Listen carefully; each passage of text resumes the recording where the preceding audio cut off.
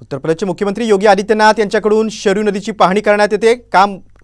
मंदिर लोकार्पण सोहळ्याच्या पार्श्वभूमीवर अयोध्येमध्ये जोरदार तयारी सुरू आहे। हनुमानगढी परिसराची देखील त्यांनी पाहणी केली, सुरक्षेचा आढावा घेतला आणि शरयू नदीच्या तीरावर देखील कशी पद्धतीने तयारी सुरू आहे ही सगळी पाहणी योगी आदित्यनाथ यांनी केलेली आहे। कारण 2 दिवसांवर सोहळा आलेला आहे। सोमवारी 22 जानेवारीला रामललाचा प्राणप्रतिष्ठा सोहळा होणार आहे। त्या पार्श्वभूमीवर मुख्यमंत्र्यांनी अयोध्येत येऊन कामांचा आढावा घेतला। शरयू नदीच्या तीरावर देखील जाऊन त्यांनी कामाची पाहणी केली। संपूर्ण अयोध्या नगरी सजलेली आहे, ठिकठिकाणी उत्साह दिसून येतोय, अनेक उपक्रम सुरू आहेत। या सर्व कामांचा आणि तसंच सुरक्षा व्यवस्थेचा देखील योगी आदित्यनाथ यांनी आढावा घेतलेला आहे। हनुमानगढी परिसरात जाऊन देखील त्यांनी या बंदोबस्ताचा आढावा घेतला। त्यानंतर शरयू नदीच्या तीरावर देखील जाऊन त्यांनी तिथल्या सगळ्या व्यवस्थेचा आढावा घेतलेला आहे, अधिकाऱ्यांशी संवाद साधलेला आहे।